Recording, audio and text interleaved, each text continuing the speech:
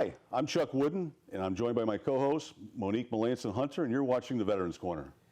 Thank you, Chuck. If you haven't seen the Veterans Corner before, it's a show dedicated to our veterans, their families, and those who support our veterans in this community. We have a special guest with us today. Actually, like I've said every show, all our guests are special.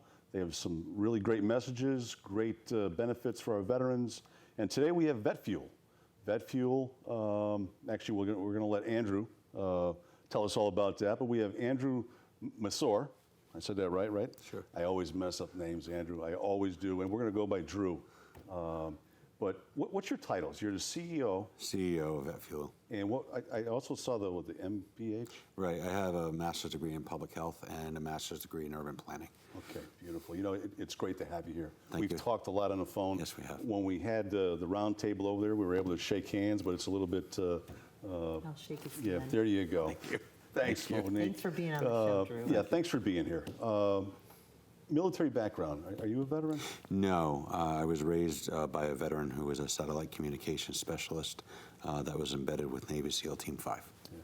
Well, we always open up the show by asking our guests if they were veterans, and thank you very much for everything you do for veterans, and obviously for your guardian that his service to this country. Thank you. On behalf of the viewers and the Veterans Corner, thank you. There's a lot of information we're going to cover today, so why don't we jump right into it? Monique, you want to start? So, Drew, what is Vet Fuel, and how did it get started? So, Vet Fuel initially was supposed to be a group called Throttle Therapy. A friend of mine, Jeffrey Karikas, who ran for the city of New Haven mayor's office, and I were at a Brugger's Bagel in New Haven, and we saw a veteran ride his motorcycle all by himself, and he had an amputation. And we wanted to create a nonprofit organization to help veterans with amputations that had mobility issues. And we were going to be calling it Throttle Therapy because I used to ride a motorcycle. And I thought that was something that could be done. We got all the way to the end and we realized that it really just helped a small niche of veterans in the state, and that it would be at least somewhat difficult early on to get grants for that. While that was occurring, a veteran threw himself into traffic in Lorena, Texas on his way to the VA in Waco because he ran out of gas. He ran out of gas and attempted to commit suicide because he couldn't get to the VA in Waco, which has one of the highest percentages of denials for comp and pen in the country. What happened, believe it or not, was even though it was a large interstate with several highway lanes converging into a 5-lane highway, he didn't get hit, not a scratch. And we saw that as a sign that we should be maybe focusing in this direction. So we started with Vet Fuel, or gas cards, and then we quickly realized that we were dealing with geographic health disparities.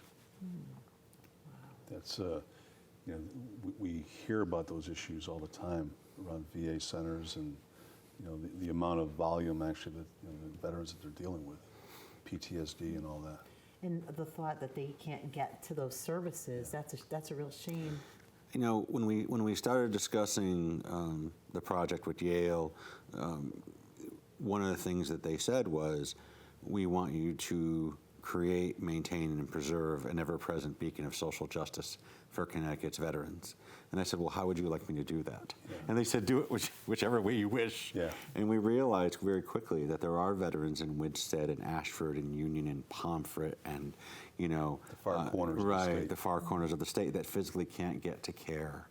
And quite often they need the care, or they need a prescription change, or they need new bandages, or they need diabetic testing supplies.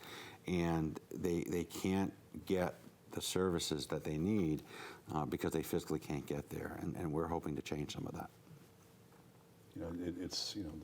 It doesn't take much for someone who has PTSD to set them off like that, and to take a drastic action like that because ran out of gas. Right. Right. Well, we don't ever want to see that type of thing happening in Connecticut, especially since it's such a small state. But 20% of the state's veterans are deemed rural, and approximately 10% are deemed highly rural. So we don't think of Connecticut as a large state, but when you're 30, 40, or 50 miles from the nearest care center that you need to get to, it really does become quite a challenge to get there, both financially and through mobility. Especially when you need the services that West Haven Right. provides, where Newington does not. Agreed. You got somebody, like you said, way up in the northeast or northwest corner. That's quite a haul. It is. It really is. Now, I was looking at the information that we had here, and the board is made up of veterans and public health specialists, That's correct. and only. Why? Well, I mean, early on, we knew that with me being a non-veteran, that we would need veteran input. And one of the first grants I wrote as a grant writer was for Joe Kowalski for Veteran Fishing Outreach. So when we started this process, he said, I'm behind you, and he was, he was my vice president and continues to be my vice president. And there are situations that we come across where, quite frankly, we need veteran input. We get requests for services with forged DD-214s, where the person is not a veteran whatsoever. Well, they'll say they had, 4 different duty stations, sometimes in different parts of the world in 5 years. Yeah. And we don't know what we're right. We don't know for what the we're veterans. dealing with. That's a Yeah. red flag. So, and we also want to follow the trends, right? So there are emerging trends in veteran care and veteran need within the state of Connecticut, and we want to follow those trends and make sure that we're being timely in meeting those needs. And the veteran community gives us a feedback from both externally and internally. It's not to go off track here, but you had mentioned about the frauds. Yeah. There's actually a number of the frauds out there, Yes. more than you would expect. One's too many. And, Stolen valor. Yep. And when they're sitting out in front of the supermarkets, collecting Yep. on behalf of a veteran cause, when Yep. in fact that money's going in their pocket. That's why it's very important that the viewers and everyone realize that when you approach someone like that that's in front of these stores, know who you're talking to. Obviously, if it's a VFW, American Legion, I mean, that speaks for itself. But that is a big problem. Agreed. And hopefully justice is served on most of those cases. So our next question that Chuck and I were thinking about is your female veterans. And the question of veterans that suffer from burn pits, is that something that your organization focuses on? Well, as vet fuel evolved, we know, and we knew back then, and as I got my master's degree in public health, that we wanted to have a public health platform. We really wanted to make sure that we were caring for the community and meeting these emerging needs. One of the emerging needs that we see is female veteran health and female veterans suffering from burn pits, specifically having uterine issues, malformed fetuses, pelvic floor syndrome, lots of chronic lung diseases, inability to bear children, and these types of things, really affecting their female productive organs as a direct result of being in burn pits. Now, we know what it does for guys and male veterans. There's a lot of data on that, actually, but there's not a whole lot of data on what it does to female veterans. We know it affects their lungs, obviously. That's kind of a no-brainer. But over time, what happens is the blood becomes what we call in the industry chemically loaded. So the blood becomes chemically loaded with these toxins, and then begins to circulate throughout the system, causing tumors, causing maladaptive behaviors in the body. Now, for women, unfortunately, that really affects their reproductive organs. So where we had veterans in Vietnam affected by Agent Orange and then children born with spina bifida, we now have similar situations happening with the burn pits, with women and their reproductive systems, and all those kind of toxins kind of finding a home, so to speak, in their reproductive systems. And we want to look at that. We want to measure it. We want to write grants for it, and we want people, and women especially, to speak up, because it shouldn't be something where they just get a cough and they just think it's going to go away, or they have maybe some symptomology and they think, oh, it's just temporary and it'll stop. These things don't stop. They progress. They progress and they get worse, and we want to map that. So that definitely is a focus for us for the future. You know, it's, you know, we're talking about this right here. This has been a topic of discussion that we've been looking at for this show for quite some time. You know, we've done over 100 shows here at the Veterans Corner, and you know, I'm looking for someone that can come on to talk about the burn pits. Mm-hmm. I don't know if you have any connections with that. So as we have been progressing, women have reached out to us and said, I have been affected by the burn pits, but I have sought care. And you know, it's kind of an evolving issue, because you have to show that specific contact or vector was the reason for that illness. Excuse me. And not like a past exposure or a current exposure, like smoking, or maybe you work in a bus depot or something like that. So it is hard to provide that evidence and to make those linkages. But I would encourage female veterans to contact us, because like we have a team of veterans and public health people on our board specifically for that reason. We're not going to sit back and let this new Gulf War syndrome evolve and allow people to get sick to the point that they die. We're going to try to catch this stuff early on, and we're going to bring the fight to the people that need to hear the fight. Well, you know, this is a problem that's been going on for decades. Yeah. It was a problem in Vietnam. Yeah. We've had Vietnam veterans, combat veterans here on the show that have talked about this. When we've talked about Agent Orange. That's right. We've had Agent Orange quite a bit. I mean, we've really concentrated on Agent Orange on this show, but we really need to get out there and start letting the public know about burn pits.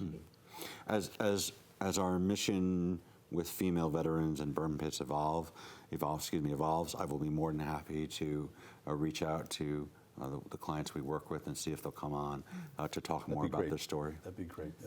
I mean, that's the mission of the show, is to get the word out. That's why we're here. You know, these toxins, unfortunately, and I don't want to be long-winded, but these toxins find a home in the fatty tissues, and specifically with female veterans. What we're going to start to see is higher levels of breast cancer, and we're going to start to see higher levels of uterine cancer, and we're going to see higher levels of either malformed births or stillbirths, pelvic floor syndrome, colon cancers, kidney cancers. So when we have these cells evolve, we need to get on them right away, because it's at that point where the disease has really taken something into progression. We've had guests on the show that have. I mean, you don't have to be right next to these burn pits. That's right. I mean, a couple miles away, driving into those areas, they can smell them. That's right. So there's the exposure right there. Right. What you're talking about is what's called the Plume diffusion model, and for these burn pits, the Plume diffusion ratio, or the kill zone, so to speak, or the affected area, probably can run up to, I'd say, anywhere from 10 to 15 miles with reportable quantities. That's amazing. Disturbing. In a very bad way. Right. But we're definitely going to bring that on the show in the future, and thank you. We'll be in touch with that. Thank you. Now, where do you see vet fuel going in the future? I mean, do you have any? You know, what's your future plans? Well, Vet Fuel is a small organization. We all have full-time jobs. I work for the state of Connecticut. You know, our president works for the American Legion. You know, we all have full-time jobs.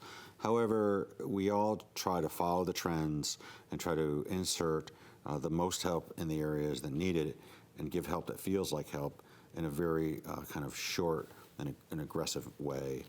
I think that for us, the future for vet fuel is to track, map, and prove these health disparities within the small pockets of veteran communities within the state. We know that they exist. We know that they're there. We know that people are bringing them to the legislature's attention and to the VA's attention. But I don't know if anybody's mapping them with data, right? How old are these people? What is their gender? What is their income level? How does these diseases affect them? What are their symptomologies? Are there any common symptomologies? So one of the things we want to do is we want to make sure that we track that data for people that maybe are a little afraid to go to the VA, or maybe they're afraid to talk to their counselor Which about there's what's a going large on. number of. Yeah. So we want to look at that data. We want to track it anonymously. Obviously, we want to ensure that the entire healthcare system, whether it's private or public, knows about these kind of evolving trends. So some people might say, well, aren't you just raising a lot of red flags? And I would argue no, because we're going to come to the table with people, we're going to come to the table with data, and I see us acting in that role. I also see us acting in a role where we will continue to press into rural areas of the state where other nonprofit agencies have deemed it non-profitable, Yeah. to go. Exactly. Exactly. The National Guard called me a couple months ago, and they said they called me on a Wednesday and said, we have a veteran that needs fuel cards. And I said, okay, where do they live? And they said, they live in Pomfret. Yeah. And I said, well, when do they need them by? And they said, well, they need them by Monday. So I physically drove them up on a Saturday and put them in his mailbox. We're small and we're nimble and we're agile, and we can respond to these evolving trends in a way that other nonprofits cannot. And that's what we intend to do. We only probably will operate in the state of Connecticut for the time being. But I think over time we probably will expand our reach into Massachusetts and other areas where fuel can be assisted into veteran homes.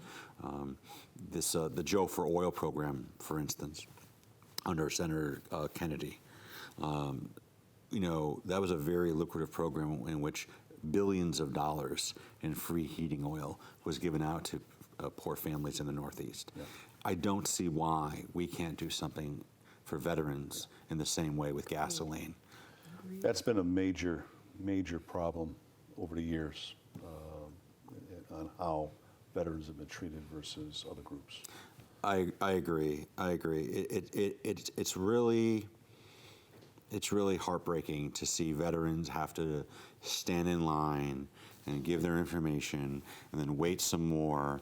Then they have to come to the back, like in my work, and then tell somebody their story all over again just to get a little benefits. They shouldn't have to go through that process. That much red tape. Right. I mean, we're giving people benefits that sometimes it's like, I don't know about all that. What's going over there? And veterans have to wait. Yeah. I don't want veterans to have to wait. I don't want veterans to have to throw themselves in the traffic because they didn't have a $25 gas card to get back and forth to the VA. Yeah. That really is shocking, and quite frankly, it's dishonorable in this state. Totally agree. To use your words, Monique, disgraceful. Yeah. Agreed. Completely.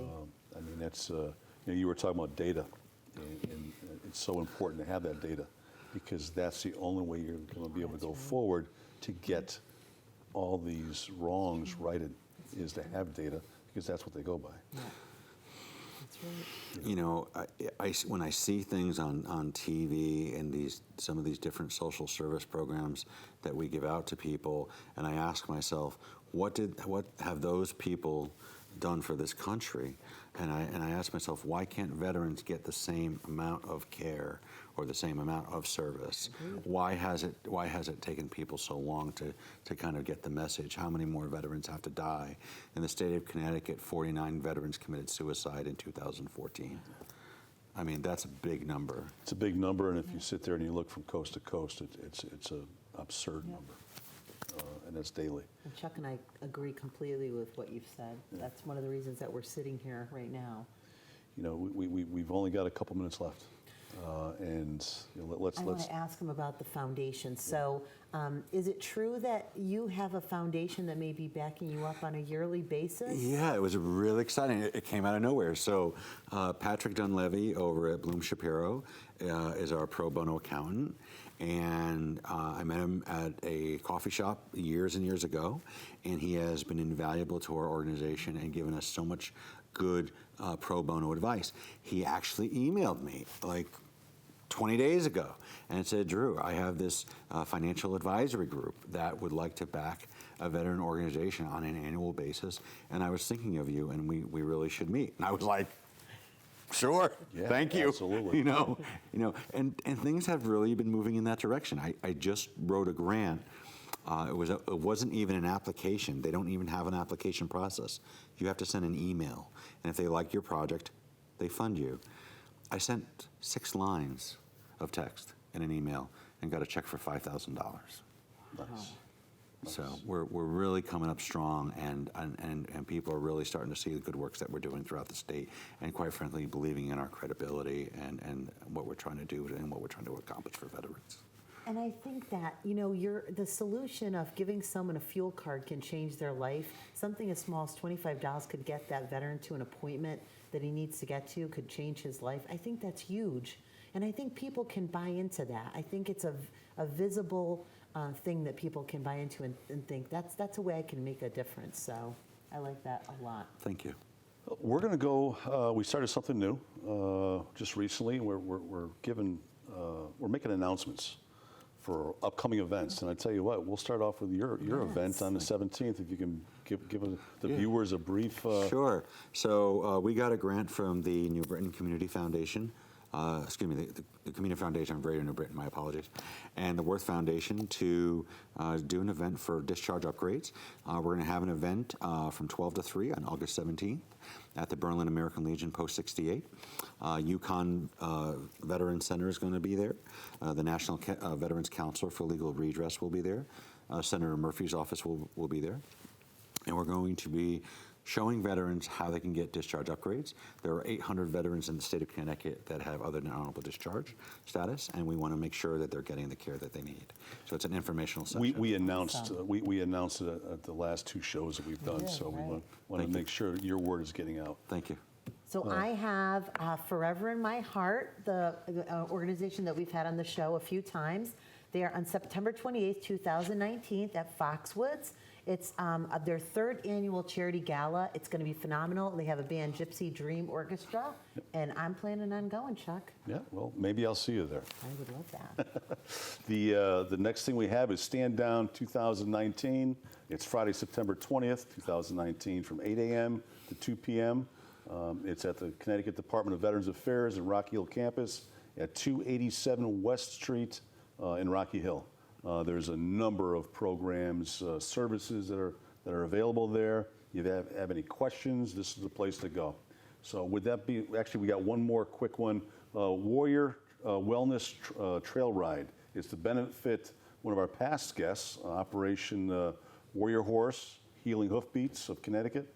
And it is September 22nd, 2019 from 12 noon to 5. It's at 94 Isaiah Smith Lane in Morris. You don't have to ride if you can just show up. Non-riders, there's going to be games, raffles, food, and more. So with that being said, that's about all the time we have for today. We want to thank Drew for being here. Very informative show. We're definitely going to have you back, for more information and updates. Absolutely. So with that being said, I also like to thank the viewers for watching. I'm Chuck Wooden. And I'm Monique Melanson Hunter. Good night, and we'll see you next time on the Veterans Corner.